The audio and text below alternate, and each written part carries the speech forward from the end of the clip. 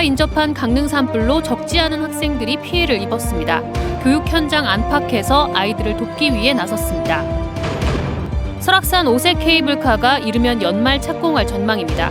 찬반이 여전하지만 약자를 위한 열린 관광지로 조성하자는 의견이 나오고 있습니다. 영동 남부의 미세먼지 경보, 북부의 미세먼지 주의보가 내려지고 황사도 영향을 미치고 있습니다. 인천 전세 사기 사건 당사자로 지목된 동해안권 경제자유구역 망상 1지구 사업자의 선정 과정에 대해 강원도가 긴급 감사를 진행합니다. 안녕하십니까. 뉴스데스크 강원입니다. 8시간 만에 200채 넘는 집을 불태운 강릉 산불로 인해 보금자리를 잃은 학생들도 많이 발생했습니다.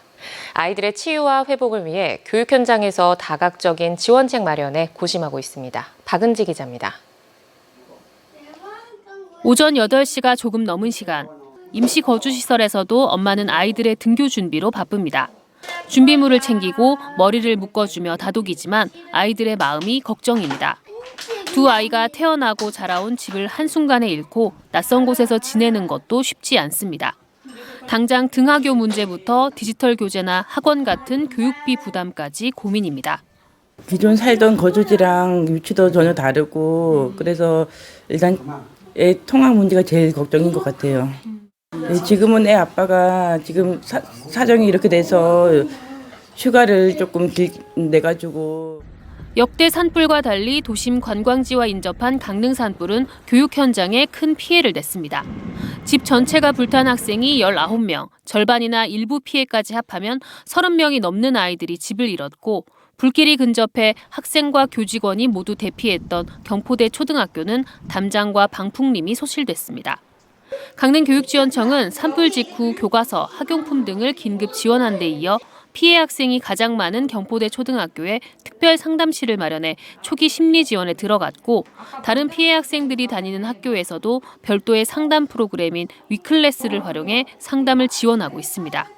학생들이 개개인별로 이야기하는 바가 다르기 때문에 개개인별로 개인 상담 통해서 어떤 어려움이 있는지 그 정도를 듣고서 개입을 하고자 개인 상담 진행하고 있습니다.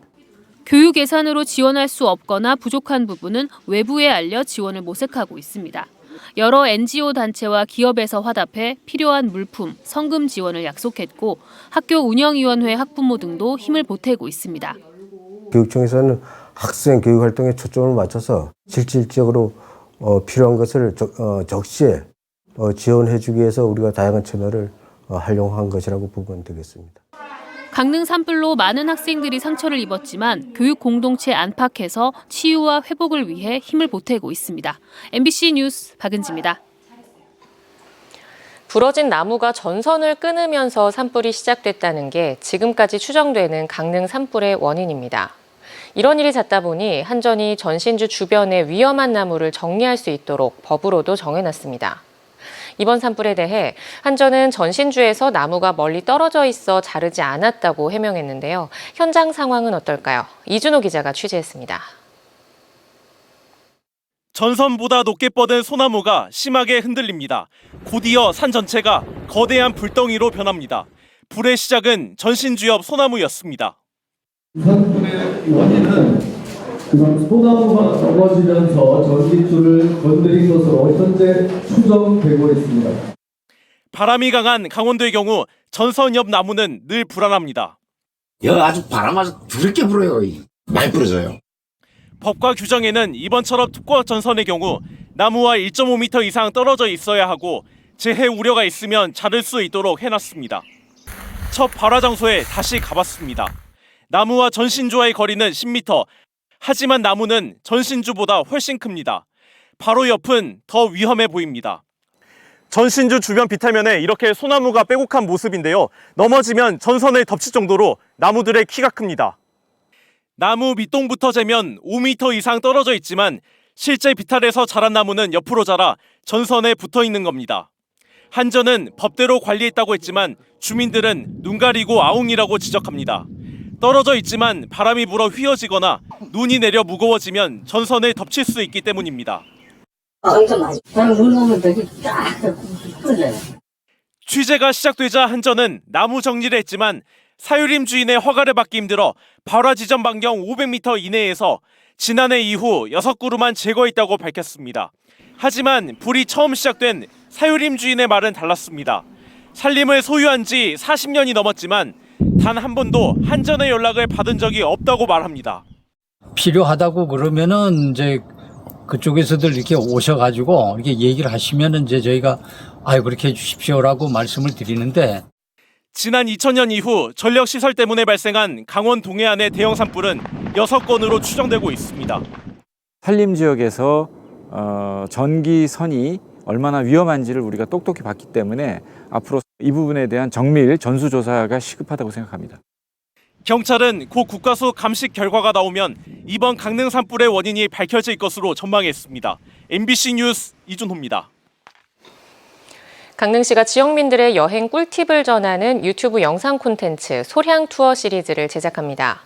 강릉의 숨은 명소와 음식, 체험 등의 관광 정보를 담아낼 소량 투어 시리즈는 어제 1편이 공개된 데 이어 매주 목요일 오후 6시에 강릉시 공식 유튜브 채널에 추가될 예정입니다. 강릉시는 소량 투어 시리즈가 산불 피해로 어려운 상황에 놓인 지역 관광 산업을 활성화하는 데 도움이 될 것으로 기대하고 있습니다. 40년 넘도록 찬반 논란이 이어진 설악산 오색 케이블카 사업이 이르면 올해 말 착공으로 가닥이 잡혔습니다.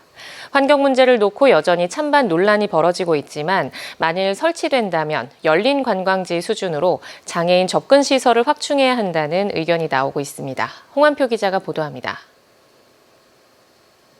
지난 2월 환경부가 오색 케이블카 설치 사업을 조건부 협의 의견으로 사실상 통과시켰습니다. 현재 시설 설계와 함께 각종 인허가 절차가 진행되고 있습니다. 지방재정투자심사는 예상보다 5-6개월 정도 앞당겨졌고 백두대간 개발 협의 등 나머지 절차가 진행되면 오는 11월쯤 시설을 착공해 2026년 완공하는 것이 목표입니다.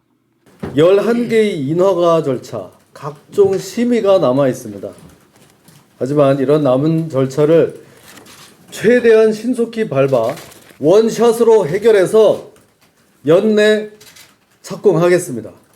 오색 케이블카가 설치되면 설악산 국립공원의 오색지구와 끝청까지 길이 3.3km를 케이블카로 잇게 됩니다.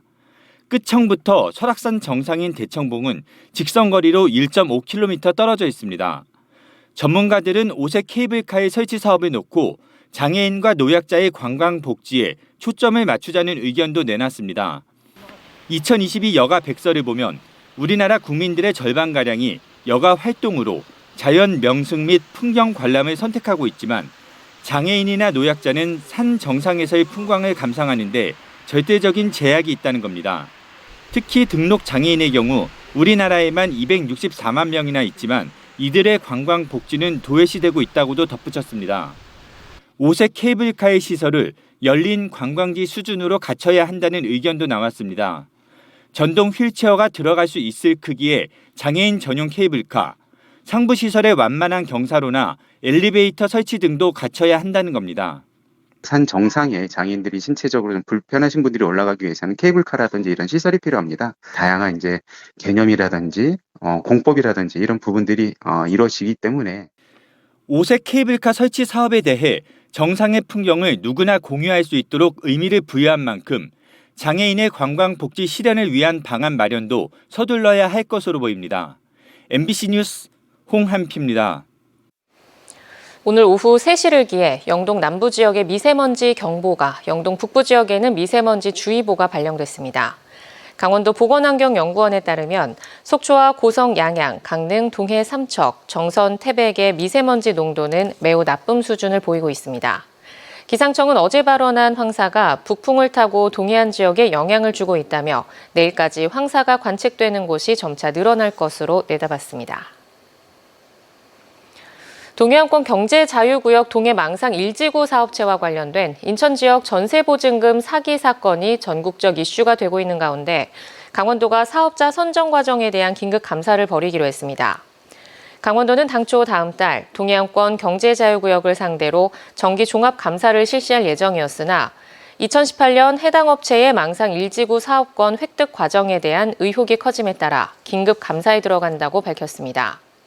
전세보증금 사기 사건의 당사자인 인천 지역 건설업체는 2017년 동해안권 경제제한구역 일대 178만 제곱미터를 경매로 낙찰받은 뒤 회사 자산과 매출 규모 등을 부풀려 사업 제안서를 제출해 망상 일지구 사업자로 선정됐다는 의혹을 받고 있습니다. 강릉문화원이 오는 24일부터 5월 10일까지 제10회 명주 인형극제에 참여할 공연 작품을 공모합니다.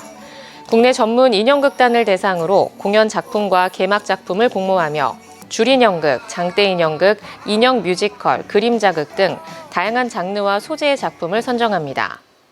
올해 10회를 맞은 명주 인형극제는 8월 9일 개막식을 열고 10일부터 13일까지 명주 예술마당과 강릉 대도호부 관아에서 열립니다. 강원도 내 아파트 매매 가격이 하락한 가운데 동해와 삼척의 아파트 가격은 반등했습니다. 한국부동산원이 조사한 4월 17일 기준 4월 셋째 주 강원도 내 아파트 매매 가격은 지난주보다 0.09% 감소하며 34주 연속 내림세를 보였습니다. 원주가 0.14, 춘천과 속초가 0.11% 내렸고 강릉도 0.08% 하락했습니다. 반면 동해는 0.04% 오르며 반등했고 삼척은 0.03% 상승하며 2주 연속 상승세를 보였습니다. 강원도 내 아파트 전세 가격은 지난주보다 0.09% 하락했지만 삼척은 0.04% 올라 2주 연속 오름세를 보였습니다. 강원뉴스 마칩니다. 시청해주신 여러분 고맙습니다.